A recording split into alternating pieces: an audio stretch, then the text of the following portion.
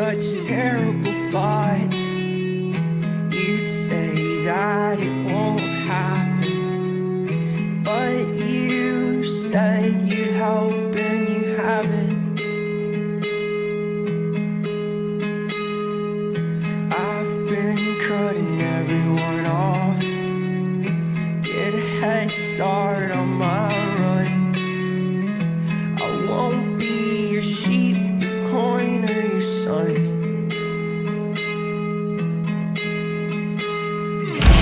Use it just in the predicaments, coherent yet unknown name.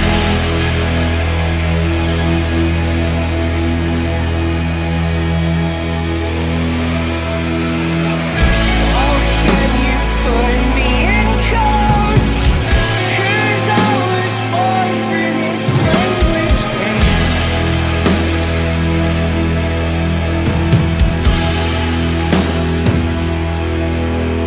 To fall on your side means that I lie.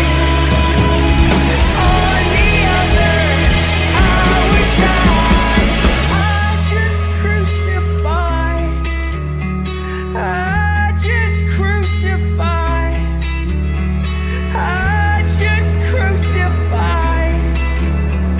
I just crucify.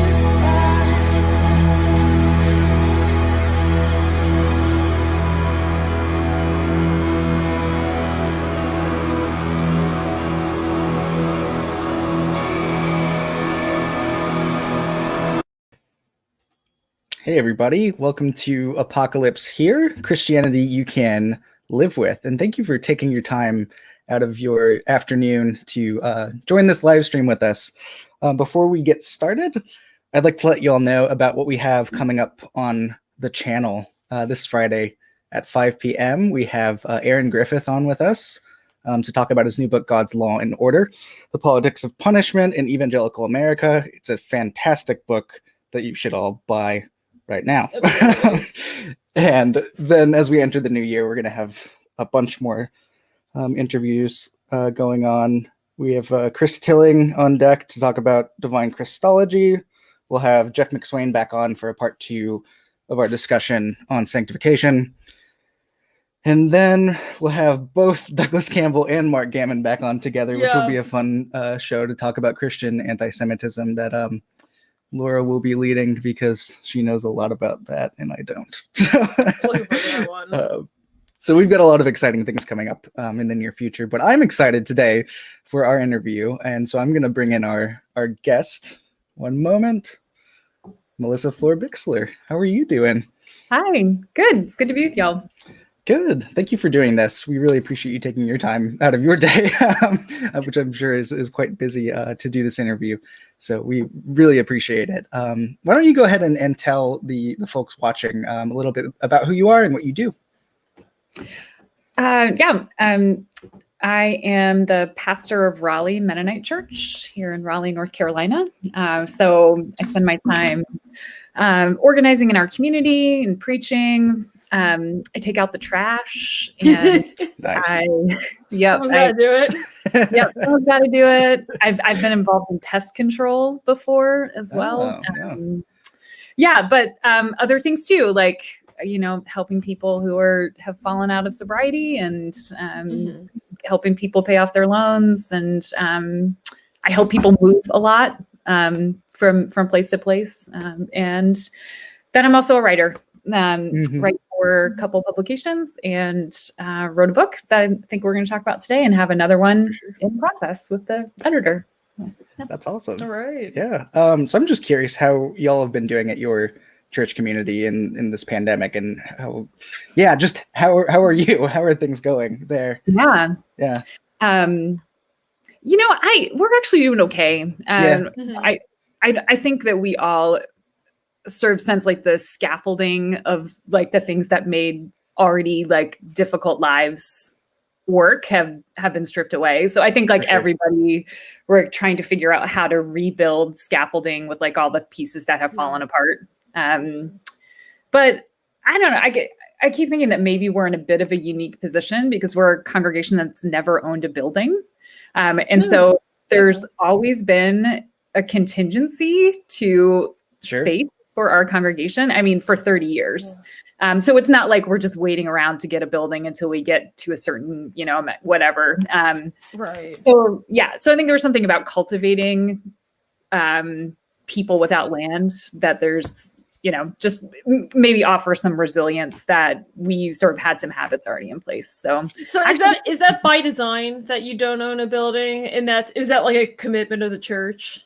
Yeah, that's pretty deep in the DNA of the church. Yeah, for sure. And honestly, in some I think there's some good theology to it, but it was also some very frugal Mennonite things about it, just that buildings are expensive. So no, absolutely.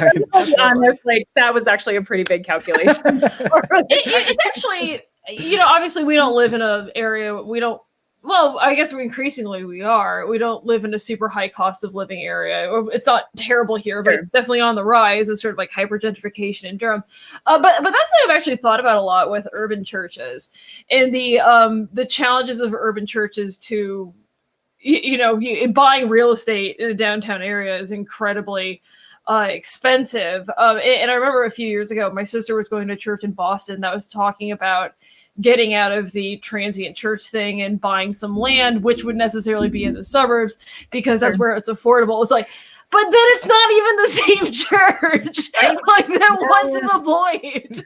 I mean, it's obviously no one likes putting up and taking down things every week, but it's like, I have a great idea. Let's change our innovative urban ministry to reaching out to it's like, what if we just became another big dumb church in the suburbs?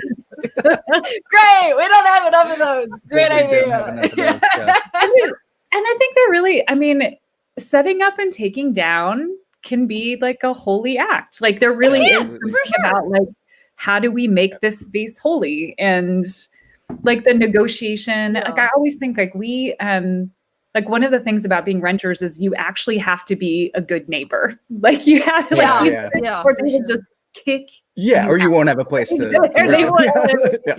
this always this sort of sense of we really have to kind of figure out what it means to actually be good for these people and negotiate and have relationships, and all of that actually seems really good for U.S. churches. No, absolutely. And I also just think that in general, the places where people form actual relationships aren't really in worship when everyone's facing the same direction. It's, it's when you are trying to put up a wall hanging, so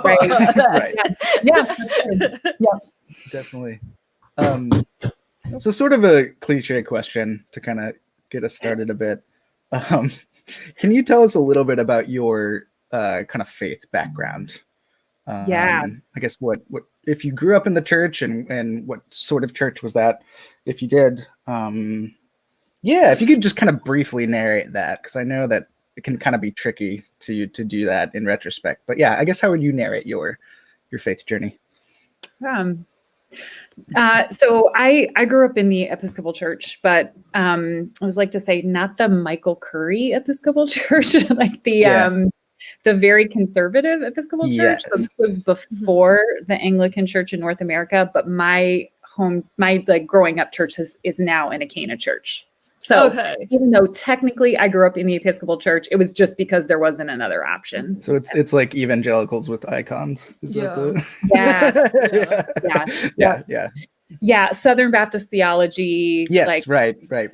Like Catholic morality and social practices. Sure.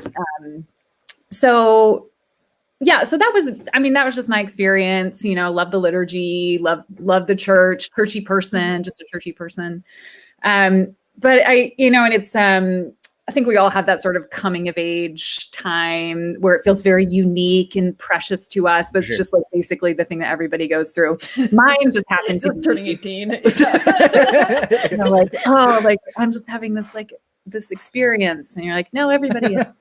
But mine happened at a particular juncture of three important things. The first was that the Episcopal Church split after Gene Robinson became a bishop. The second was the U.S. Invasion of Iraq. and the Iraq War, but like, and to give some perspective for old millennials like me, that was like the first war. Like we had not had war up until that point. So this is a pretty seismic shift. And then this is also just a time where I was asking a lot of questions about leadership and hierarchy that had been passed down to me. Because my church was conservative, it was a male priesthood. What did it mean that one person mediated sacraments, that there really was this very strong sort of hierarchical structure about who controlled the narrative of scripture. And so all those things were sort of happening at the same time, at the time where I just happened to be invited to go to Chapel Hill Mennonite Fellowship when I was at Duke, studying in the religion department. Which is a pretty radical departure from those things at a time where there was this really intense sort of nationalism, like even in the Episcopal Church, right? That praying for the troops, asking for God's blessing on the nation, and the whole fallout of 9/11. I think I grew up in a Quaker church that it was like conservative Indiana Quaker, but even then, just praying for blessings on the U.S. just became de rigueur in places that weren't consciously rejecting it after 2001. So and I think that we were all kind of out of practice at that point. Like your sort of political theology, if you don't have to exercise it, because the Clinton years, right? Like what do we do? Don't cheat with an intern was basically our entire political theology for 10 years. So that's kind of how I landed in the Mennonite Church, sort of by accident, but left the Episcopal Church, and that has been my church home since. Wonderful. So shifting gears a little bit toward the main topic for today, which is going to be the Old Testament, and especially your work on the Old Testament, Fire by Night. I was thinking a little bit about some of my experiences in mainline denominations, working in various churches. Something I've noticed pretty widespread is there's this sort of aversion to the Tanakh, the Old Testament. And I remember, like, especially during my field ed placements at Duke, leading sort of adult education classes and hearing quite a lot about the distinction between this God of the Old Testament, who's sort of wrathful and mean, not a nice guy, and then Jesus, who is this sort of better God who shows up later on, and he's really the one that matters for us. How much of this kind of stuff have you come across in your ministry? And did it at all kind of motivate your interest in the Old Testament, and eventually writing on the Old Testament? Yes, I absolutely have experienced this. And I think this is even more pronounced in pacifist churches like the Mennonite Church, where, you got a lot at stake in this nonviolent Jesus business. And so this becomes, I think, an even more existential challenge for pacifists. And I think the response to that I mostly have seen is that this, what the attempt is this sort of rescue project. Like, how can we rescue the Old Testament from itself? Make it less offensive? How can we make it less violent? Sure. And oftentimes what that means is that violence becomes overdetermined in the text, right? So that's what the text is about. It is about the violence, right? And I do also think that there is a sort of lingering fundamentalism at work here in some of our local communities that somehow we're pulling out endorsements of God's action without really getting a sense of this strange and mysterious interplay of human and divine simultaneously at work in the scriptures, and God speaking through human lives. And there's this sort of sense, maybe also a fundamentalism's reaction to just the scientific modernity in saying, like, well, we have to parse those out. Like, which parts are God's parts, which parts are human parts. Right. And I just don't really I prefer not to. It's sort of my position is like, I just don't really want to, I don't feel the need to go there. And so I don't. Right.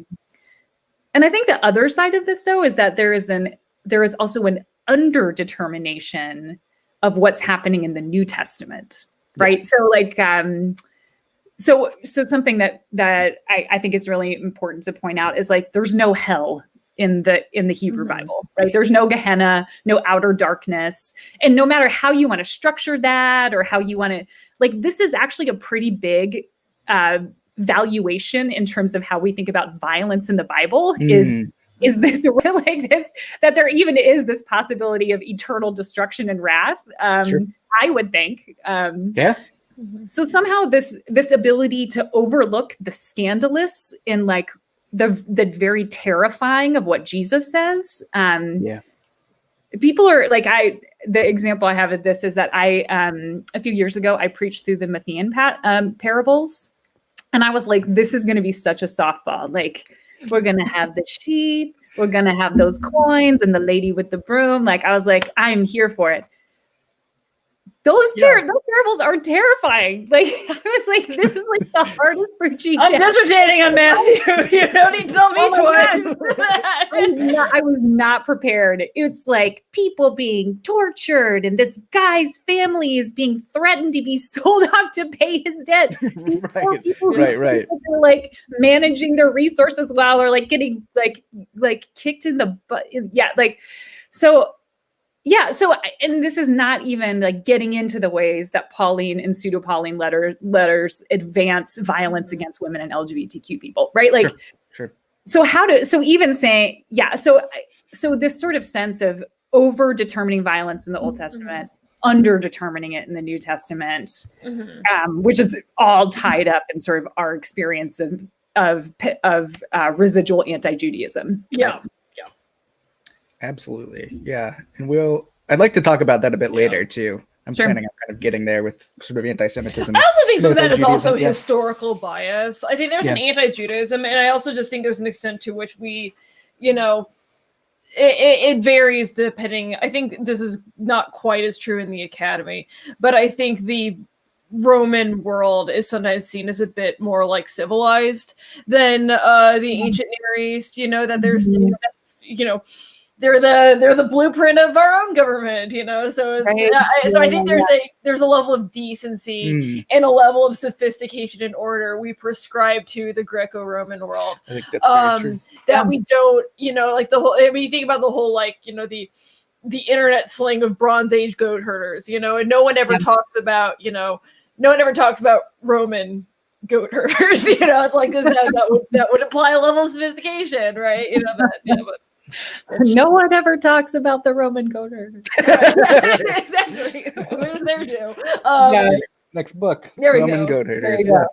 But I also think, and this is part of it too, is like, this is what this is the progressivism too. And in sort of liberal progressivism is I think that too, right? Like, oh, things have gotten better since then. And which is again, why this is not just, I think a lot of my writing ends up being at my own peers in sort of the, liberal, because I'm not a progressive, and pretty sectarian in a lot of ways, but you're pro LGBTQ, and all of a sudden it's like you're part of some team that you didn't know you were on. So.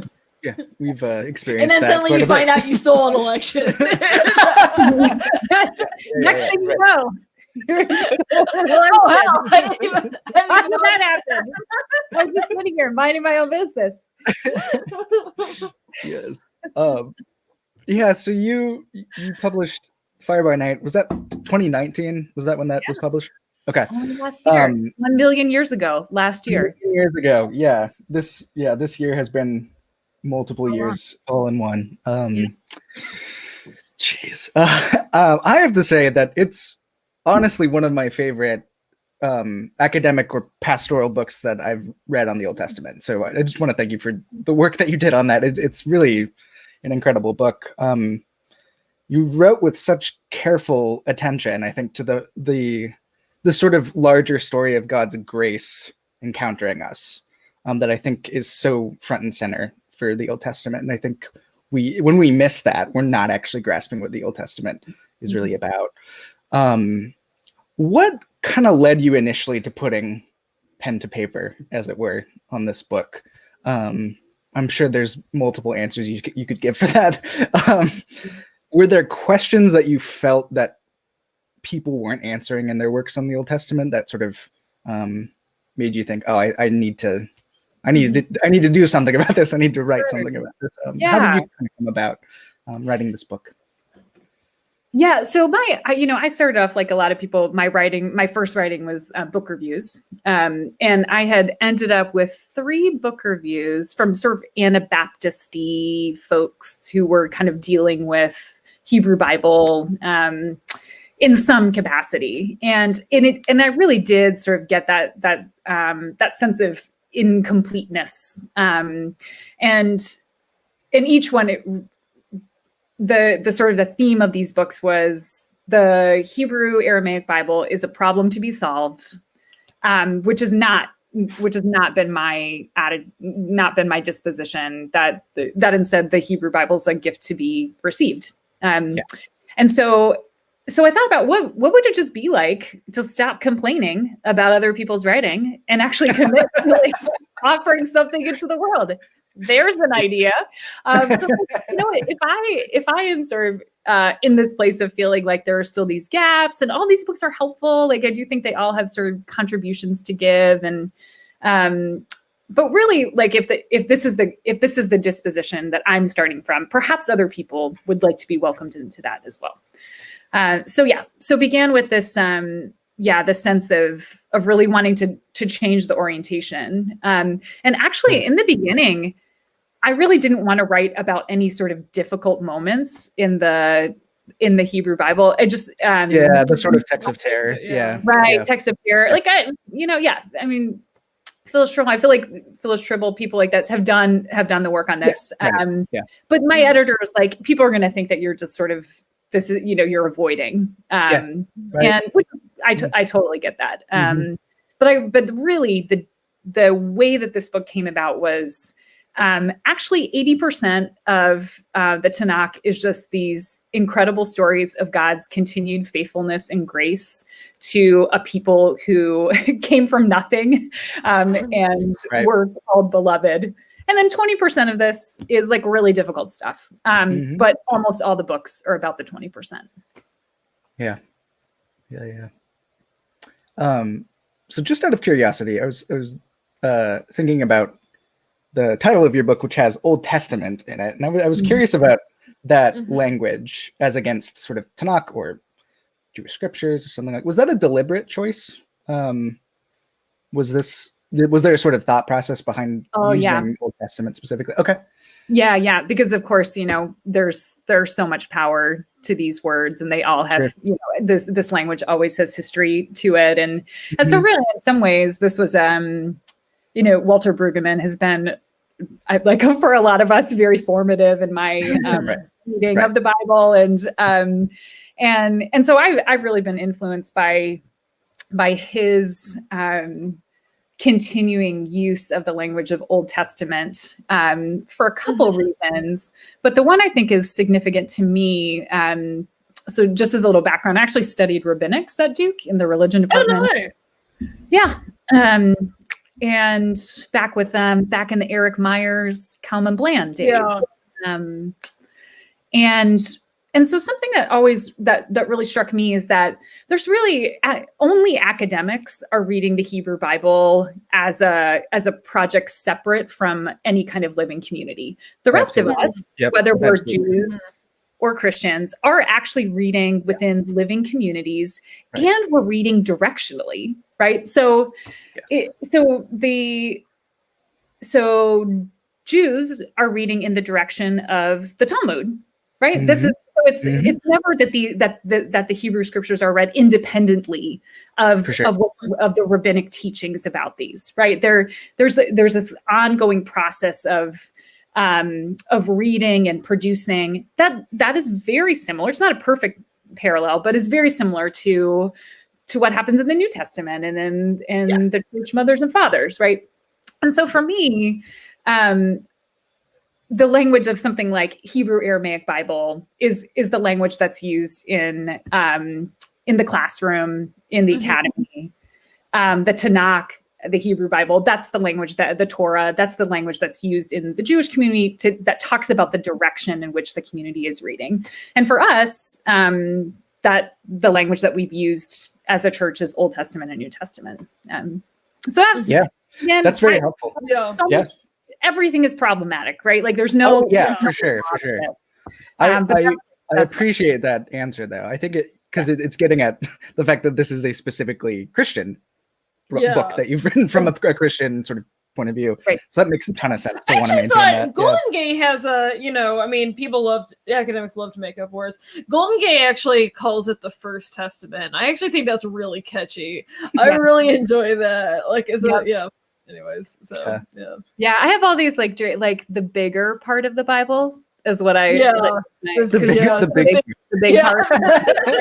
Can we just make it about size, or like the first 3 quarters and the last 1 quarter? Like it's like something super neutral, but I can't get it to catch on, and like I don't want to be too hip in my writing. Right. But if you guys want to help me out by calling I'm thinking about that. I'll bring that to Good Shepherd and see if they like that at church. The long part, the short part. Short part.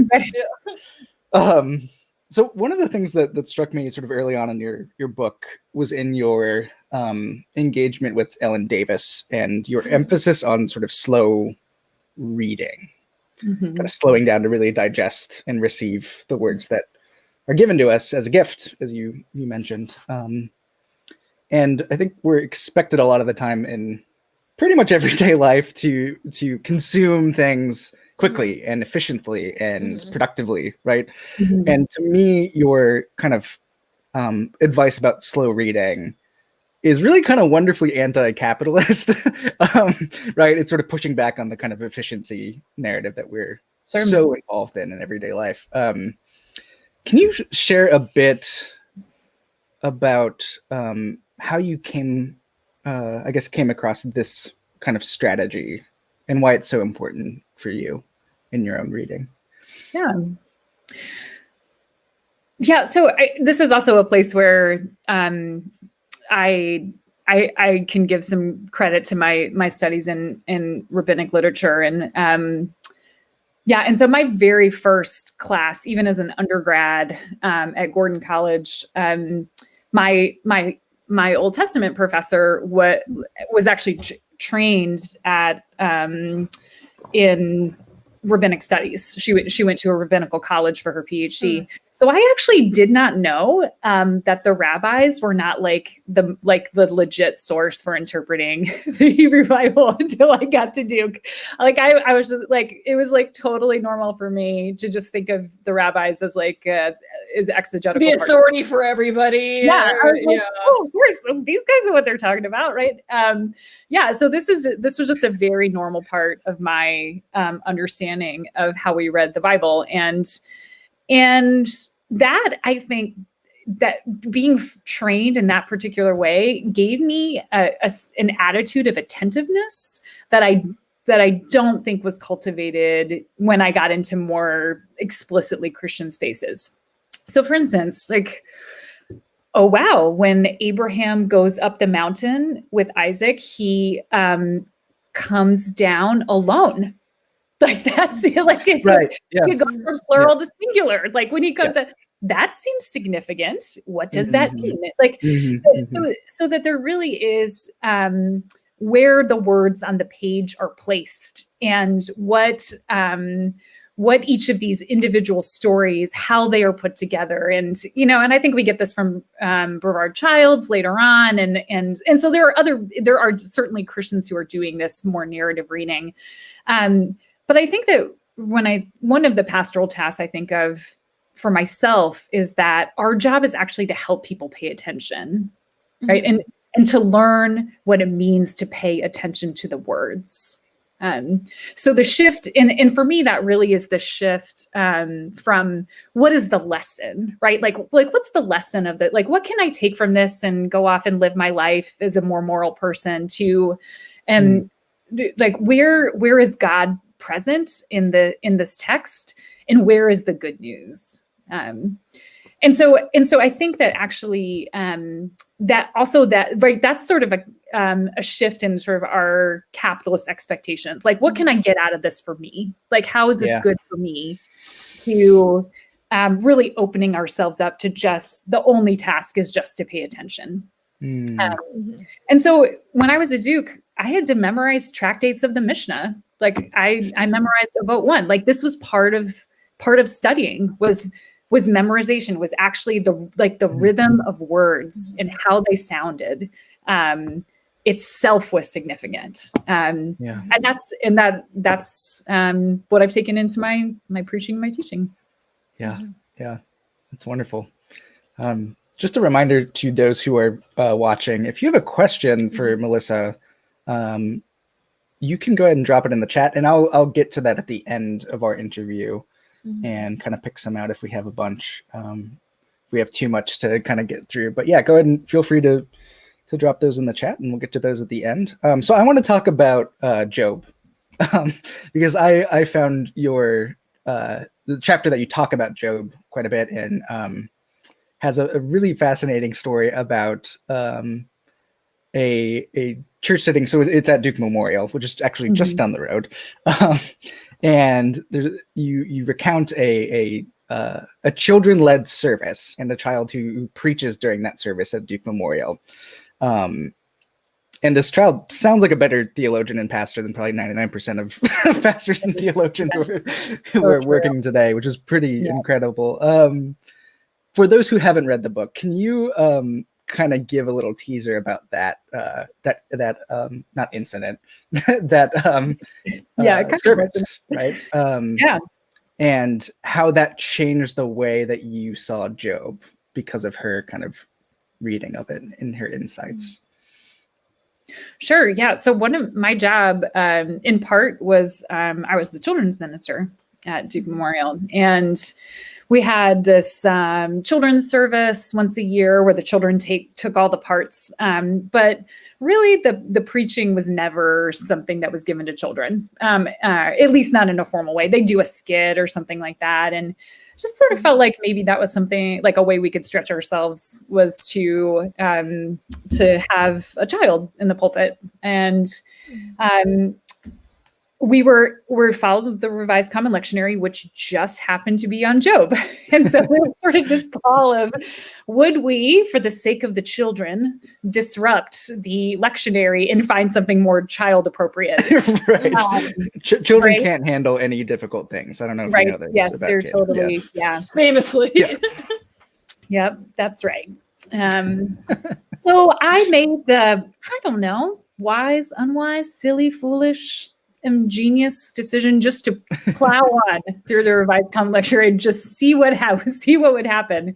So Hannah was our preacher that Sunday, and we got together at her house and had a snack. Showed me her artwork, and we just worked through this text together.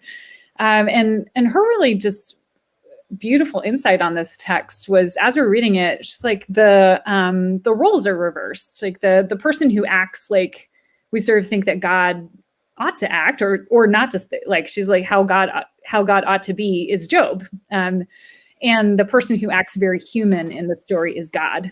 And I was like, oh yeah, that's true. So what do we do with that? And so we just, sort of worked through this text together, and that was sort of the center of her preaching.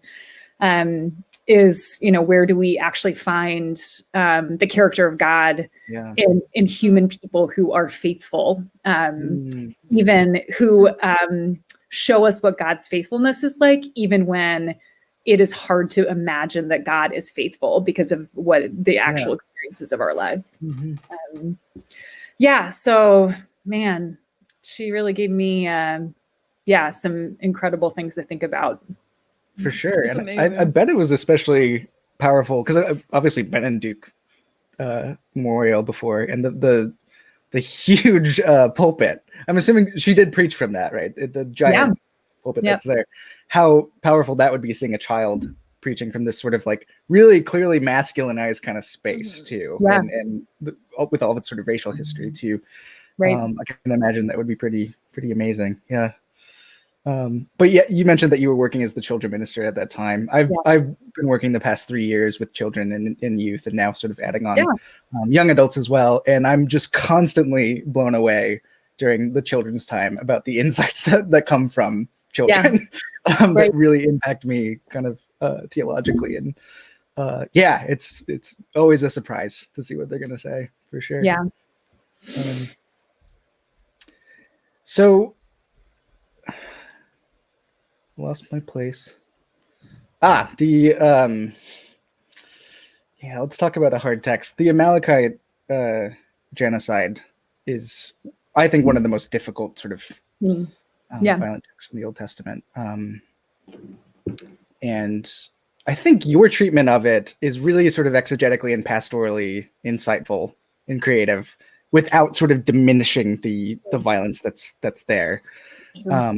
We've talked a bit about biblical violence on this channel. I did a video kind of on my kind of handling of DOT texts that have and use the Amalekite genocide as kind of a test case. Your approach, you've talked about the rabbis, and now it makes sense that you studied rabbinics at Duke, because you seem your approach is really kind of rabbinic, honestly. And like a good preacher, you sort of stick within the world of that story. Instead of doing the kind of moves that I see a lot of people doing, that I'm sympathetic to it, done well, is they sort of bring in Christology quite heavily and sort of reread the violence there in the light of Jesus. Do you think there's a way that your approach can be compatible with sort of Christological rereadings of that text, or of other violent texts as well? Do you see these working together, or is this sort of an either or, I guess? Yeah. No, I think that I think it's possible. I certainly think, I don't know that you can, or even if I would want to get away from those readings. But I think this is one of, this is, as you all know from the preaching task, that you can preach the same sermon and get, and do it 4 different ways. And none of those ways is wrong. It's not like you got to a better place the next time. It's just that this is a different way to preach this. And really the intention of this book was to say that, that Christological readings are not a reason for us to come in and do a negation of these texts. That these texts can actually stand on their own. So for me, I just have a non-competitive reading between the Gospels and the Tanakh. Like that's my the very basic summary, that it is the same God in the Old Testament and the New Testament as the church from the beginning stands. I am for that. I'm sort of on the fence about heresy because I'm a Mennonite, but that one I feel pretty good about. That's a good one. Yeah. So I do think that there's something to be said about making space for other readings. So for instance, in the Amalekite reading, I really think there is something for us to sit with what it means to be an eternal enemy, not merely because of our experiences, because of something that is actually bound up in our bodies, in our histories, and right? I mean, that feels like a way for us to narrate what whiteness is in our country right now, right? And so what do you have to do to stop being enemies? You have to stop being Amalekites, right? Like you can't like, it's not like these individual people, it's something about the history of the tribe. You actually have to undo your body, right? You have to undo your peoplehood. And I think there's all sorts of things like, that there's all sorts of narrations of that about, about what that means about absorption of peoples into Israel, which happens a lot with Ruth and others. But I do think there's something there for us, right? That instead of just saying, wow, this is a story overdetermined by the violence, to say like, oh, wow, what would it really how could we really grapple with how we are bound to the history of our tribe? The way that the violence actually regenerates itself over and over and over again, wittingly or unwittingly. Right? Yeah, absolutely. Yeah. So I kind of have a practical question about how you sort of put your book together, especially because I know that a lot of this sort of arises out of sermons and also experiences with your community. As someone who preaches fairly regularly, I'm always curious about how pastors feel about having sermons in print and or at least sort of written texts that are based on sermons that everyone can sort of read, because sermons are such specific sort of events and they're very contingent and they're usually addressing certain very specific things in communities.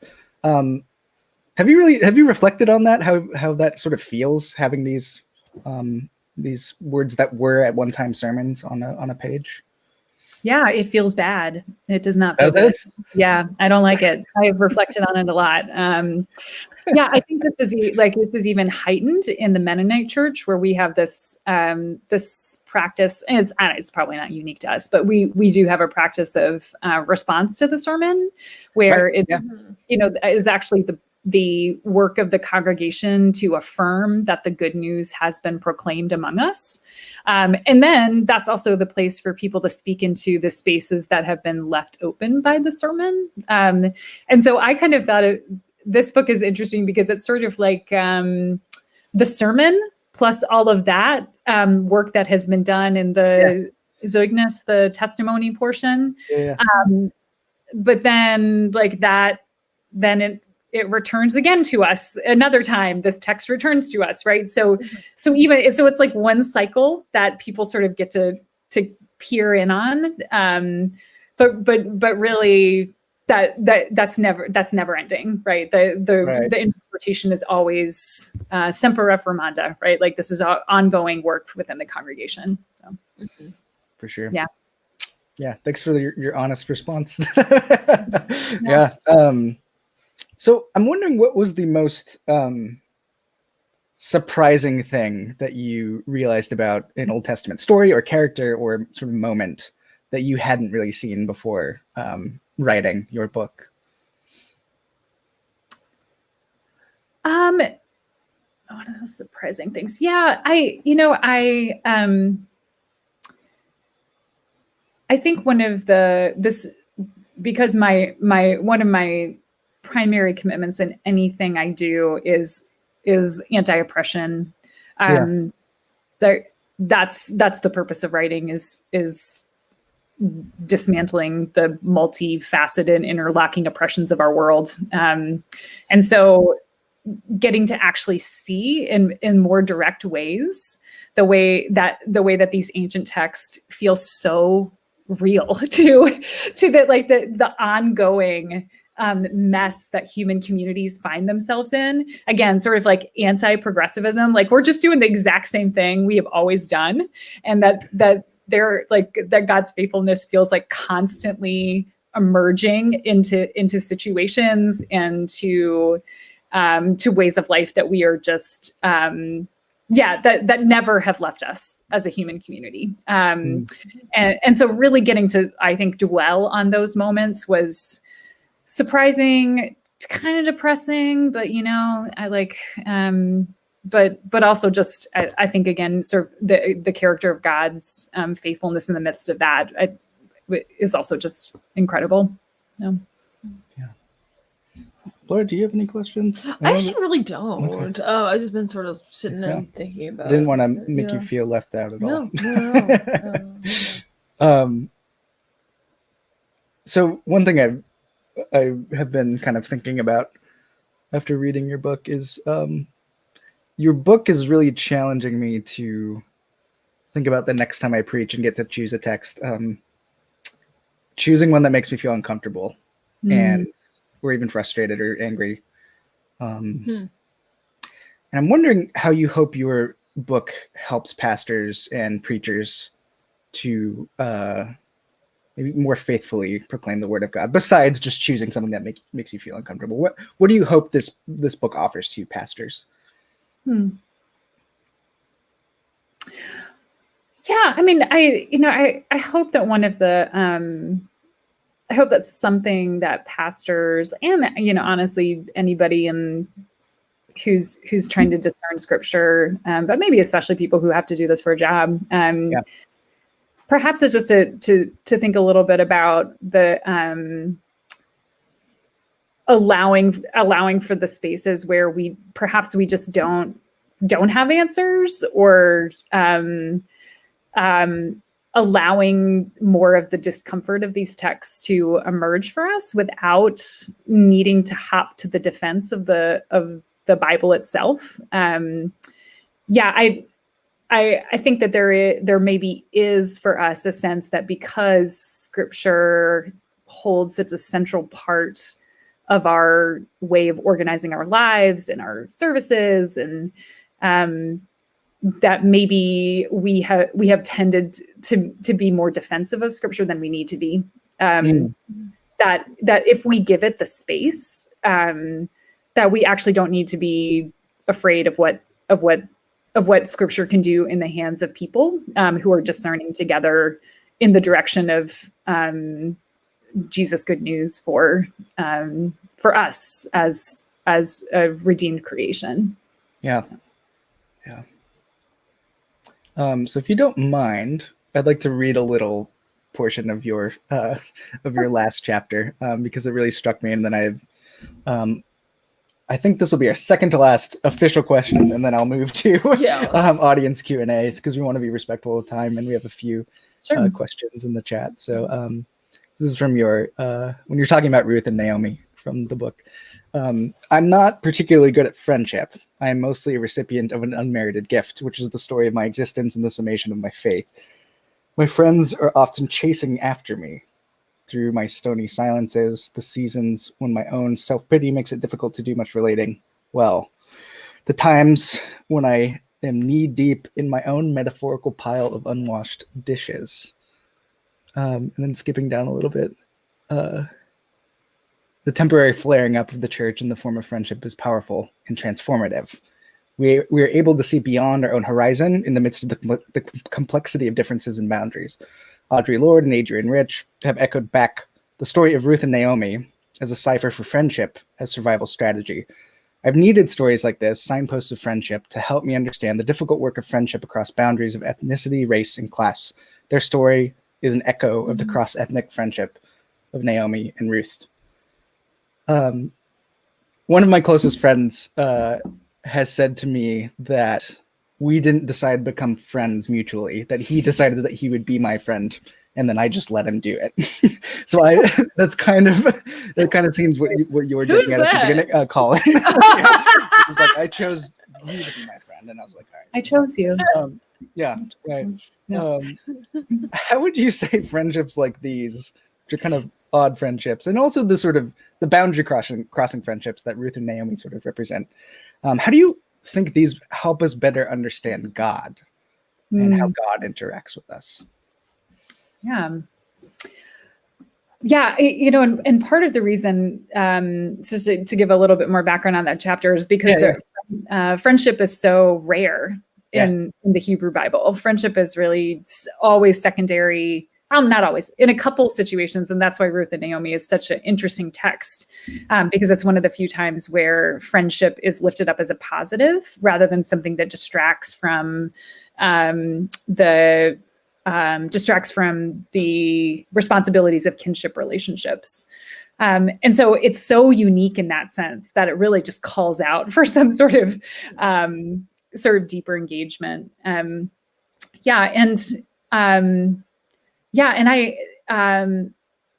This is where I think in my own sort of evangelical upbringing, this the personal God and personal relationship with Jesus Christ, I think is something that as those of us who've sort of moved out of that world, I don't want to leave behind how really just how significant it is that an individual is chosen. And so really that speech that Ruth gives to Naomi, where she says the word "you" over and over again, it's something like 12 times in these like 3 short lines.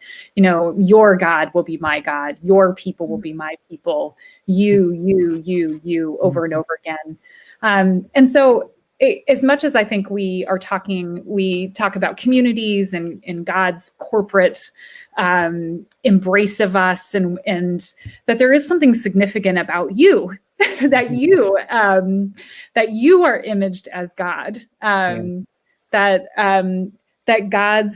God's longing for friendship with you is also something that emerges from this story, that I think is also something we need to hold on to.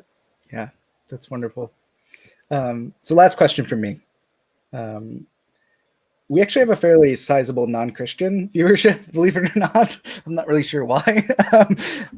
I'm wondering how you think Fire by Night might help non-Christians, especially those who view the Old Testament as this sort of horrendously violent and immoral document. And some of the time, people leave the faith because of that realization. How do you think that your book can help people see this in a different light? And I don't mean this in the sort of apologetic way, like you have to sort of argue them away from their deconversion. But I guess how do you see your book not just talking to Christians, but to non-Christians as well? Do you see it talking to non-Christians? Yeah. Good question. Put words in your mouth. Yeah. So. Yeah. I mean, I don't know that it certainly is a book that emerges from a particular, not even just a particular community, but a particular church's reading of the Hebrew Bible. Sure. And so, so I do think there is not an intentional sort of wideness to this, but here, just go along with us for a little bit and kind of see what's here, rather than sort of directive, right? And I think that can be helpful. I actually am not, I think because I'm not really trying to convince you of anything, that maybe this is a helpful book for people who just want to have that experience. But I think it's also important to say that the other, one of the deconstructed oppressions of this book is the anti-Judaism that has been handed down to the church. And I think, but gets into to all of us in the United States. Like we are through the sort of even the Christian nationalism that like we've never had a non-Christian president in this country, right? So even if, the Christendom that is never post, right? We all live in Christendom in some way. And so also to say, under the Trump administration, anti-Jewish violence went up 300%, right? And we continue QAnon, like we continue to sort of live in a country where these anti-Jewish, and that is absolutely tied to this idea that the God of the Old Testament is violent and retributive. And so we actually do need to deconstruct that for ourselves. That is a moral and ethical task for all people. And so right, that can help you with that. Yeah, that's good. Yeah, that's really good. Great. No, because this is, I think about anti-Semitism a lot because of my dissertation and because I work on Matthew. And I actually kind of like the idea of, we talk a lot about when we talk about like race and ethnicity in the United States that, like white privilege is not your fault. It's not something we want you to feel guilty about. But if you are white, it is your responsibility. It's still something that you are responsible for taking stock of in your own life and looking for ways to talk about that. And I actually feel like Christian anti-Semitism is the same way. And that's really worth talking about is, it's like, okay, maybe if you are yourself not Christian, maybe you don't sit under sermons like this every day or every Sunday, or maybe you don't need to take stock in your church. but you still probably grew up with this, and this is still something you need to look out for. And I think that's really important and really good to talk about. So yeah, that's really good. Yeah, I mean, it makes a lot of sense why those are so similar, because I do think that sort of the formation of the racial world is tied to anti-Semitism historically. I mean, it's inextricable with that, right? Right. So and you might not sit under a preaching where you're particularly worried about whether or not Jews killed Jesus, but you probably still do have these these lingering associations that contribute to things like QAnon and absolutely. Right. Yeah. Absolutely. Yeah, and I think we talked about how Willie Jennings, J. Cameron Carter, many others have tied together the way that anti-Semitism, anti-Judaism is linked in many ways to the racial discourse of our country. And so I'll just I tend to be much more descriptive than prescriptive in my writing. I don't really like being preachy. But the chapter on Job and darkness is intentionally written to complicate our ideas about darkness being bad and light being good, right? Because that is a metaphor, that is an anti-Black metaphor that has been handed down to all of us, right? And so we're looking to darkness to light. And I don't really feel the need to say that explicitly. Like we imbibed that implicitly, so why not just implicitly as well? Yeah. Awesome.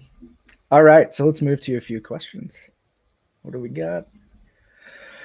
From Friendsville United Methodist Church. Is this Isaac? Why are boomers so resistant to the idea that we share predicaments, violence, and power structures with ancient peoples of the Bible? I don't know if Melissa has any particular insight into how boomers think about this. I know. Is that like is it a high among baby boomers than others? I don't know. No. Predicaments, violence, and power structures with ancient people of the Bible. I mean, I do think this kind of goes back to the progressivism, and that especially the baby boomers live at a time where there is this sort of there is this emergence into that we can leave this behind, and we're building this new world together, and somehow we have left the past behind us, and so I do think I do think that there may be some generational things happening there. Good luck, Friendsville. All right, question for Melissa. When you read scripture, what questions do you like to ask of the text? Read scripture, what questions do you like to ask of the text? Let's see.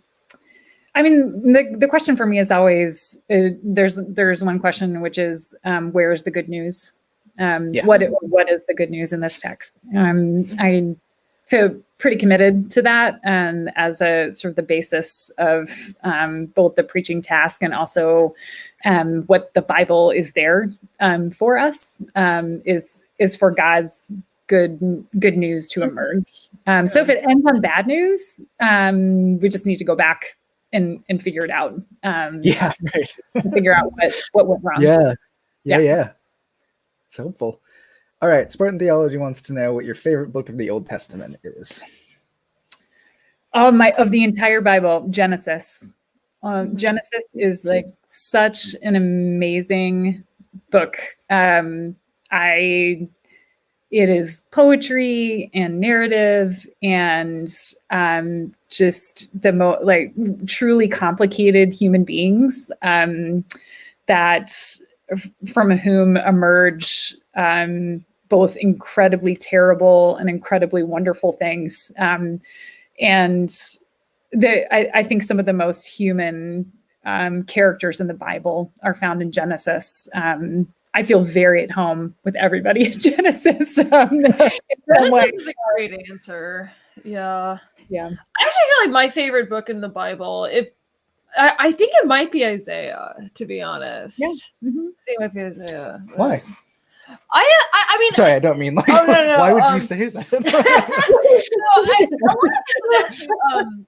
I took one of my Keystone Masters classes was on Isaiah, and I took it because to me it felt a little like taking a Keystone class on something like the Iliad, like this huge sprawling work that you're probably not going to get as much out of if you try to do it by yourself as you would with a lot of help.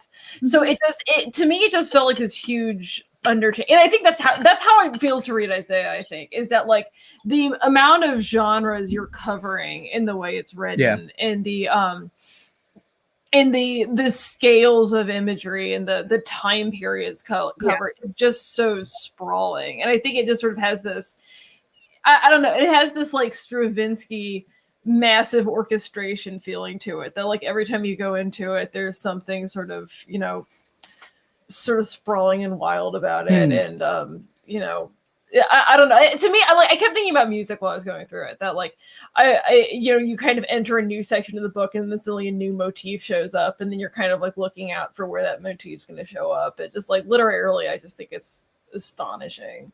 It's a really incredible book, but my favorite book is Second Kings, Okay. because you've got the she bears in there.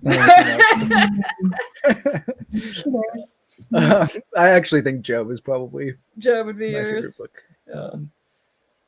Well, thank you, Melissa, for doing this. I had a great time. Oh my gosh, interviewing absolutely! you about this. This was so fun. This is great. Yeah. Thank you guys. So thanks everyone for your questions and for tuning in this afternoon. I hope everyone has a great rest of their day. Amen. And with that, this has been Apocalypse Here.